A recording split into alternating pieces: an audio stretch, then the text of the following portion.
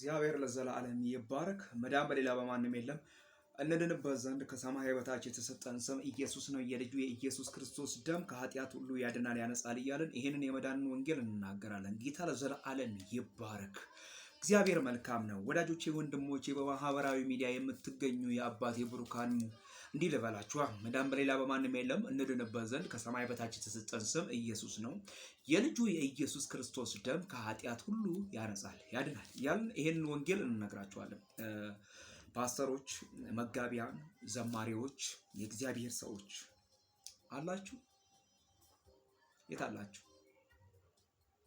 እኔ ግን አንድ ነገር ሰሞኑን እየጸለይኩ እንዲህ እሰማለሁና ለምንድን ነው እግዚአብሔር ባለበት አገር ላይ ወይም ደግሞ የእግዚአብሔር ሕዝብ ባለበት አገር ላይ እግዚአብሔርን ጠርቶ የሚያሰማ የሚጸልይ ባለበት አገር ላይ መፍትሄ የማይኖረው? ፓስተሮች፣ እግዚአብሔር ከእናንተ ጋር ነው። ነቢያት፣ እግዚአብሔር ከእናንተ ጋር ነው።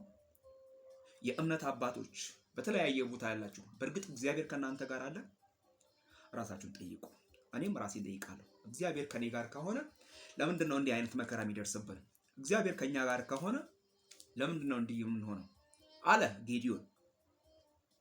ትናንትናውን እያሰበ ማለት ነው። ግን እግዚአብሔር መጥቶ እንዲህ አለው፣ እኔ ከእናንተ ጋር ነኝ አለው። አሁን እሆናለሁ አለ። ትናንትና እንደዚህ አይነት ነገር ቢደርስባችሁም ዛሬ ግን እሆናለሁ አለ። እግዚአብሔር ከእናንተ ጋር ነው። የመፍትሄ ሰው መሆን አለባችሁ።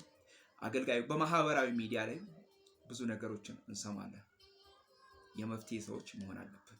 እንጸልይ።